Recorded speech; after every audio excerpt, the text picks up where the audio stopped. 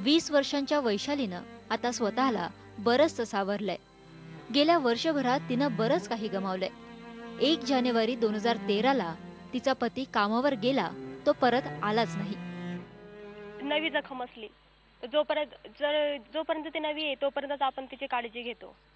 आणि आता तर ती जखम जर जुनी झाली तर आपण ढुकून सुद्धा त्या जखमेकडे पाहत नाही। तशी गोष्ट आमच्या केसची झालेली आहे। खरंच आहे वैशालीचं म्हणणं।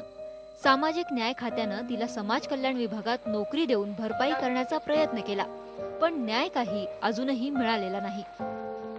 माझी फक्त एवढीच इच्छा आहे की त्यांना लवकरात लवकर फाशी व्हावी, कारण आज 1 वर्ष होत आलेलं आहे। 1 जानेवारी 2013ला संदीप, सचिन आणि राहुल या 3 तरुणांची सोनई गावात अत्यंत निर्घृण हत्या करण्यात आली।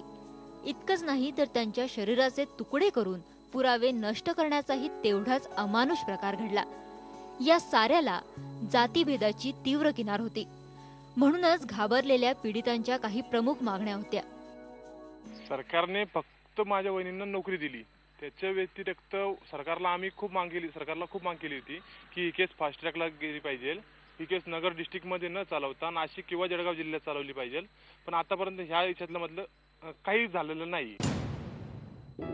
श्रीरामपूर कोर्टात केसच्या तारखा फक्त पडतायत।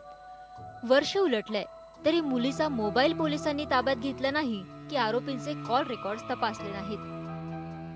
गेल्या वर्षभरातला प्रत्येक दिवस या कुटुंबासाठी काळरात्र ठरलाय।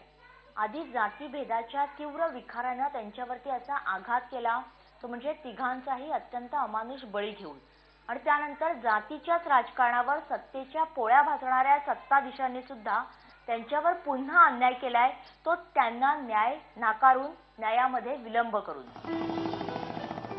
खरं तर अहमदनगरमधले 3 नेते राज्यातल्या जनतेचं मंत्रिमंडळात नेतृत्व करतात, पण मराठा मतांना घाबरून त्यांनीही या प्रकरणी गप्प बसणंच पसंत केलंय। या कुटुंबातल्या सदस्यांनी सरकार दरबारी आतापर्यंत खूप उंबरठे झिजवले, राज्याच्या गृहमंत्र्यांपासून केंद्राच्या गृहमंत्र्यांपर्यंत।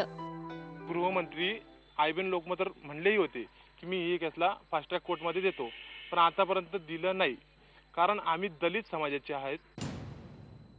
आता 10 महिन्यांनंतर तरी गृहमंत्री त्यांच्या आश्वासनाची पूर्तता करणार का, हा खरा प्रश्न आहे।